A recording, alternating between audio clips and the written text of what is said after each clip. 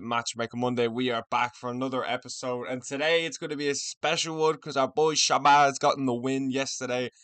And there's two different fights I'm going to be talking about with Alex Pereira in his next potential bout. Okay, so we'll start with it's actually funny. One of them is literally, hold on, right here.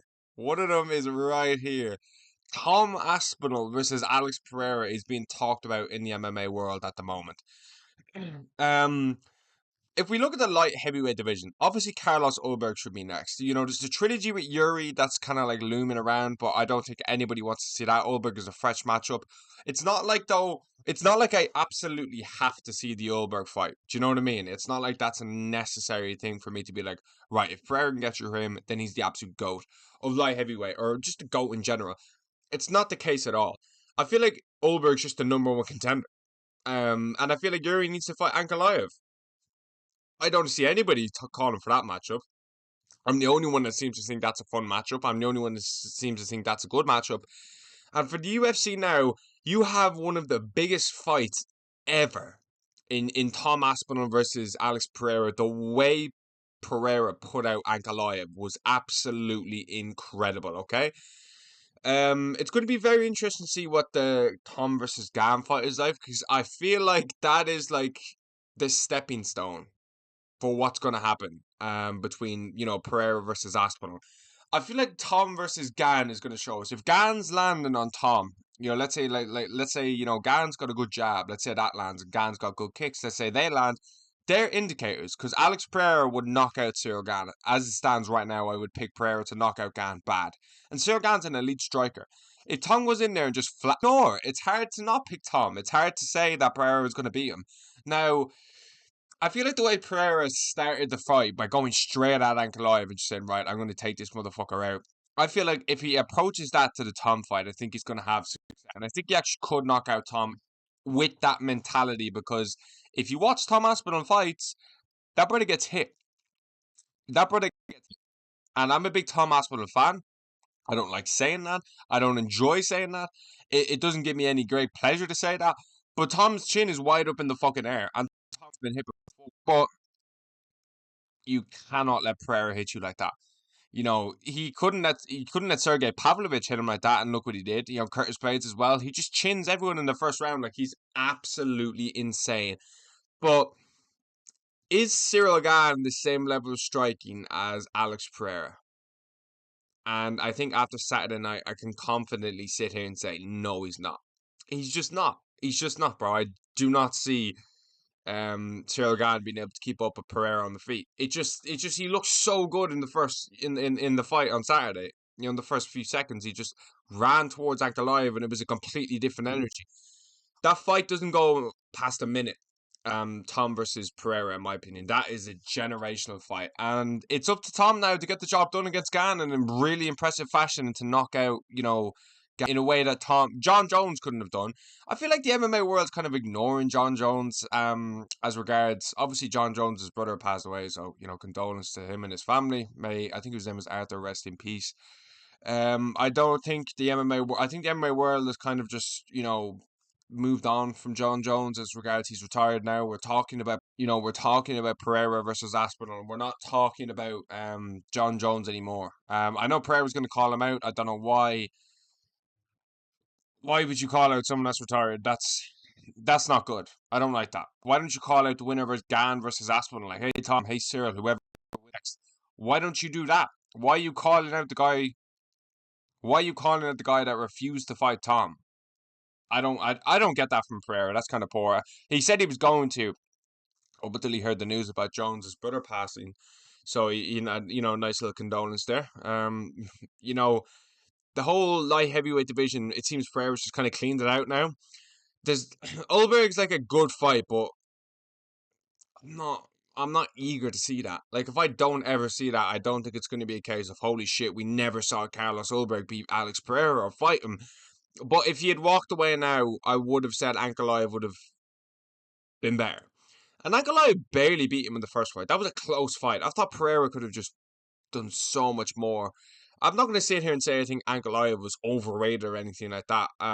He just was not expecting Pereira's game plan on that, and it caught him off guard, and he got caught with a right hand, and that's that. I feel like as it stands, I would be leaning towards Tom to beat Pereira. I kind of think how can't you, if we're being honest with you. He just is an absolute beast, Tom. He's an absolute beast. I feel like the year and a half outside the cage is quite worrying, though. It's very worrying, and I don't really know what's going to happen with that.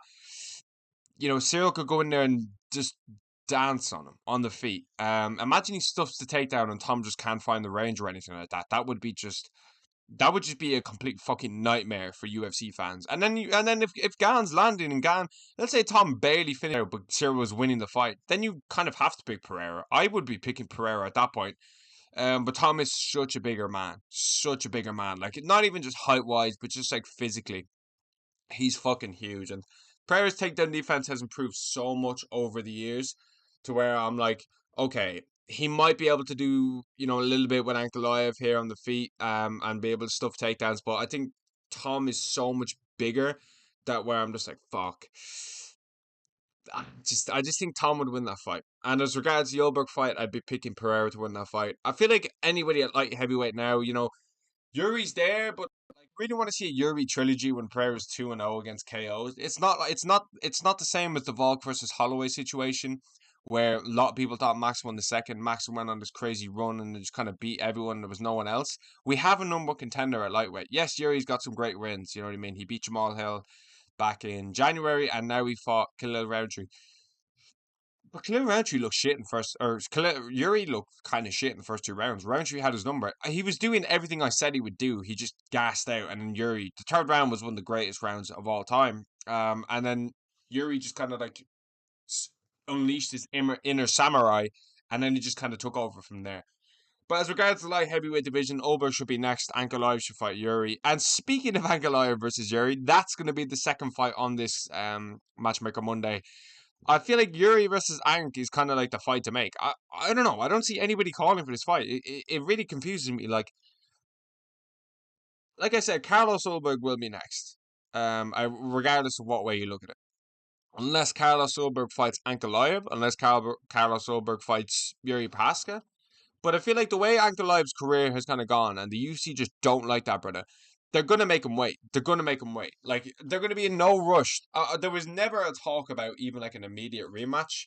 I feel like if you never defend the belt, then you should never be in line for a rematch, in my opinion. An immediate one, anyway. Like maybe Ankalaev will work his way back up, which I think he will. Like I think he'd beat Ulberg, and I think he would beat Yuri Prohaska. I think he's the second best light heavyweight on the planet. I think he's if Pereira moves up, I think Ankalaev goes on a very good run within the division. I think it goes on a big run. But Pereira is there. Pereira is the absolute fucking man. I feel like Ankalaev versus Yuri makes all the sense in the world. It keeps Ankalaev at the top of the division to where if anything happens, he'd slide into a vacant belt once again. Remember he fought Jan Blachowicz for the vacant belt. He would slide into a vacant belt spot. And if he beats Yuri, I think that's warranted enough to be in that. But if he just takes more time off and then like Yuri fights, like who would Yuri even fight? Carlos Ulberg? Like we don't really know what's going to happen here because I feel like Pereira has earned it, and I also kind of think Aspinall has kind of earned it as well to be like, right, we fucked you around the last year and a half. We're gonna give you a fucking mega fight, and I feel like the UFC does both of these guys their dues, especially if Tom chins Gan in the first round. I feel like that's the thing to do. And I feel like the UFC, it's going to be interesting to see what they do. I would not be one bit surprised because we don't really have a number one contender at heavyweight either. Jailton Almeida is there, but, Jailton Almeida needs to fight. I don't know. I don't even know. Like, he lost to Curtis Blades as well, which in the most unforgivable fashion as well. So, I don't want to see Jailton Almeida ever fight for a UFC world title. That guy is shit. So I don't want to see that happen, first of all. Second of all, it's just such an entertaining fight. It's such an entertaining fight. And let's say Pereira does move up, Ankalaev, if he doesn't take a fight within the next 4 months, 5 months, it's going to be interesting to see how long he takes out the cage because it was a bad KO. If he doesn't get another win under his belt, I'll say, then he's not going to be in position to fight for a vacant belt if it comes about, or an interim belt, or whatever the UFC decide to do. A title eliminator. I feel like if it's going to be a title eliminator now, it's definitely going to be Yuri versus Berg. feel like Goldberg. I feel like Goldberg has done enough. I feel like Carlos Goldberg's fought down enough. He beat Jan Blachowicz, then he took on Dominic Reyes, which he just really didn't have to. I feel like he's done more than enough to get this one done. Yuri Prohaska, it's just the fact you're 0-2 against champion that makes me sit there and be like, it's just not what I want to see. And I don't think there's any, necessarily hype for that. Now, it was on short notice, the second one, but it was on short notice for Pereira too. So you can't really sit there and say that. So he's in a good position to where if there's a vacant belt, I guarantee you will see Yuri versus Goldberg. But I don't know if Pereira gives up the belt. You know how Makachev and Ilya both gave up their belts. I don't know if Pereira will have to do the same. I feel like the UFC might be like, fuck it, we'll just give this fucking guy, an opportunity to actually hold both the belts and to go from there. I was going to have a third fight, but I feel like that's what I kind of think about that whole situation. Last but not least, Merab versus potentially Volk. Oh, this is kind of a fight I want to touch. I kind of think you don't really hear Merab talking about moving up, but then again, you have Peter Yan there. Peter Yan is in the mix, but the way Peter Yan has fought lately, he's looked very good. But I just have absolutely zero desire to see another Peter Yan versus Merab fight. I have zero desire to see it, and I don't think there's a massive fan base that are going to sit here and say, yeah, we would love to see Yan get his shot. Obviously, we'd love to see Yan get his shot as regards we're all Peter Yan fans, and Peter Yan with the belt is unbelievable. But he's not going to beat Merab. He's not going to beat Merab under any circumstances. You need a Corey Sanhagen, you need a Sean O'Malley, you need an Umar Nurmagomedov. You need someone that's going to bring something new to the table and it's going to be able to do something for Merab. Yan doesn't have KO power. He has good takedown defense, but Merab's just going to keep spamming it. Yan's going to be worried about the takedown, and that's just going to be another 50-45 for Merab. And I'm not trying to see that. I'm not trying to see that. Like, I'm not to see fucking Merab just, you know what I mean? I'm not trying to see that. I would be very interested to see Volkanovski. And I feel like there's a few more people at featherweight that give Merab a little bit more trouble as regards the thing about bantamweight. They don't have even have an Aldo. They don't have Aldo to where if Merab takes it to the ground, there's someone that could really pose a threat on the ground. I feel like a lot of featherweights are like that. I don't think necessarily Volk is, but you look at Diego Lopez, you look at even Gene Silva, you look at fucking Yair Rodriguez, Brian Ortega, Aldo. These boys, when they get taken down, are a threat on the ground. And that's something Merab just has not fought. He's not fought someone that can wrap him up in a submission. Like, Corey's probably the closest thing. Volk, I love you with all my heart. Like, with every single ounce of my being do I love you, my man. But you have no threat on the ground. Like, I love you, you fucking bald fuck. I love you. Like, there we go. I love you. But you just don't have any threat on the ground. You have no submission ability.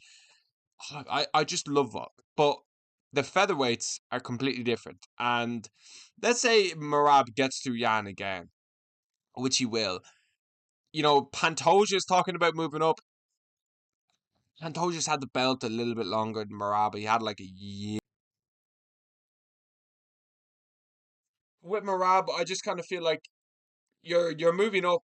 A lot of people talk about Pantoja moving up as well, and I just think Pantoja moving up is just like Pantoja has the belt a bit longer, like a year longer than Merab, but Merab's cleaned out the division in a way Pantoja hasn't. Now Pantoja's put on a lot more impressive performances, finishing people, which Merab, he finished O'Malley, fair play, it was a great win, but apart from that, it's quite interesting to see, because you have an opportunity to where you could be in a champ status fight back to back, like you could beat Pantoja and then move up, so you could be in double champ fights back to back, and if you beat the featherweight champ, beat the bantam goes and just beats the flyweight champion, he's one of the goats, but just his style, just, it's not for me, bro. But like, subscribe, what do you think about all these matchups, and thanks for watching.